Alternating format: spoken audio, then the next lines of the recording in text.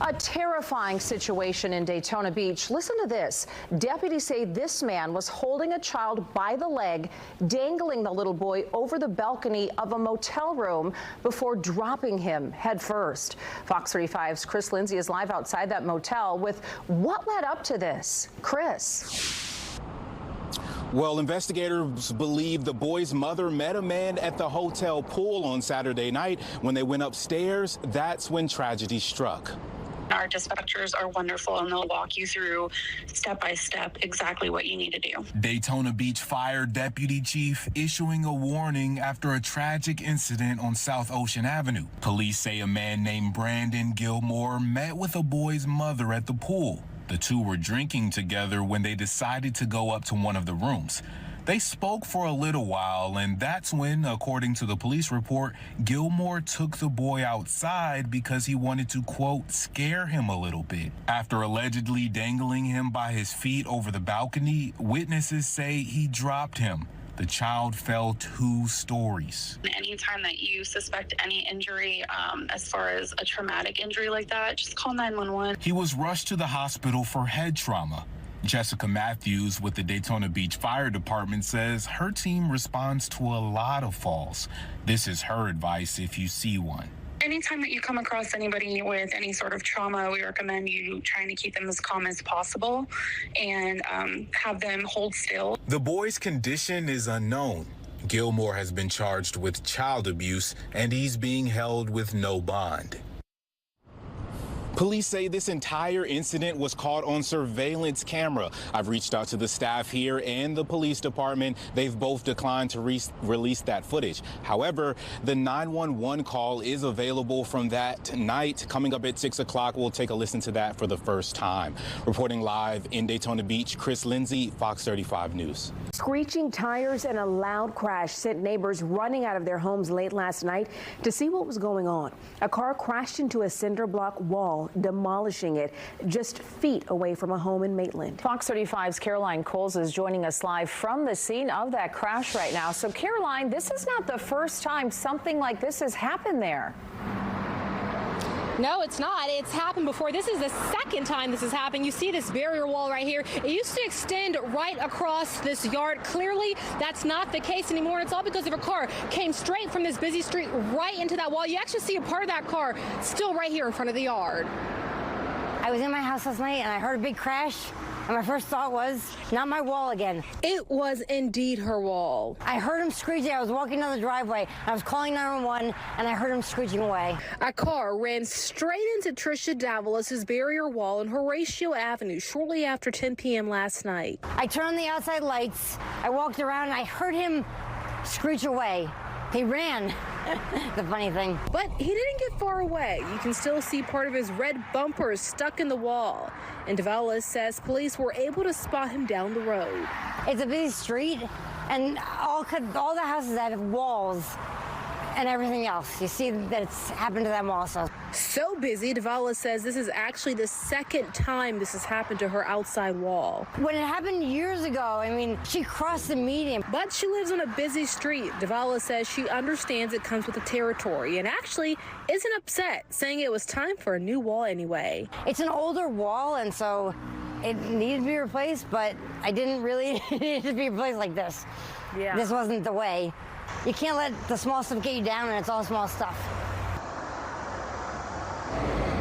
Now, again, we're right here on Horatio Avenue, right here in the Maitland area. You see how fast these cars are just zooming down the street. We did reach out to the county and say, hey, are there any plans to slow the speed limit here? We are still waiting on a response. Meanwhile, the woman says her insurance will fix this wall and hopefully get all of this cleaned up very soon. Reporting live right here in Maitland, I'm Caroline Coles, Fox 35 News. She has a great attitude. Caroline, thank you. Well, all new at 10, it's a story you will only see right here on Fox 35. An emotional support dog attacked by an unleashed pit bull in Kissimmee. And now the search is on for the dog responsible. The owners of the injured dog, a Pomeranian named Bojack there, tell me they've already undergone one procedure and he still needs a second surgery to remove his eye, but it is costly. Bojack has been through the ringer. showing off. His wagging tail doesn't give it away, but the Pomeranian's fresh stitches do. It's okay, brother. It's okay. The 6-year-old emotional support dog was attacked by another dog on Sunday at this Kissimmee apartment complex. My wife was walking him. He was out front. The dog made the corner. Bam, it happened. Bojack had no chance either. He bit his whole head. He had his head in his mouth. He has a puncture wound on top of his head. His eye was actually bulging out of his head, and it was really horrifying to see. It was really horrifying, and it broke my heart. Kenneth Schiavone and his wife rushed Bojack to a veterinarian hospital. His eye has now been sewn shut, but the vet told Schiavone it needs to be removed. The total cost estimated to be around $3,000. We didn't have the money to pay for the complete surgery at the time, so he said this is the best thing to do now. While trying to find the money to fund Bojack's surgery, they're also searching for the dog responsible, a brown and black pit bull mix, says Schiavone. He's never seen it at their Simpson Road apartment before and thinks it could be a stray. The dog took off like a bat out of hell. We had no collar, no leash, no owner at the time, so we don't know whose dog it is. They called the Osceola County Sheriff's Office and Animal Control. They searched the area again today, looking around. They were out in the woods looking around, and they still haven't spotted the dog. Schiavone is worried another dog or person could be next. Good boy. Good boy, yeah. And the outcome may be worse than what poor Bojack is having to endure. He's my life. You're making me emotional. He's everything to me and my wife. He's a great dog. Beautiful personality. He's intelligent. He's obedient. He's a great dog. Now, we heard about the story because Bojack's owners sent us a tip. If you think that you have a story we should look into, you can always reach out to us. Just send us an email at fox35news@fox.com or send us a direct message on social media. Also, right now at 8, a 16-year-old is behind bars accused of murdering her mom and her mother's boyfriend.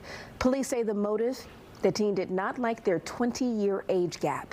Police claim the teen called 911 after the murder, saying someone broke into the home. Fox 35's Randy Hildreth walks us through this crime. Just a gruesome story. Police here say that the teen allegedly told her mom and her mom's boyfriend, "Welcome home," before she started shooting.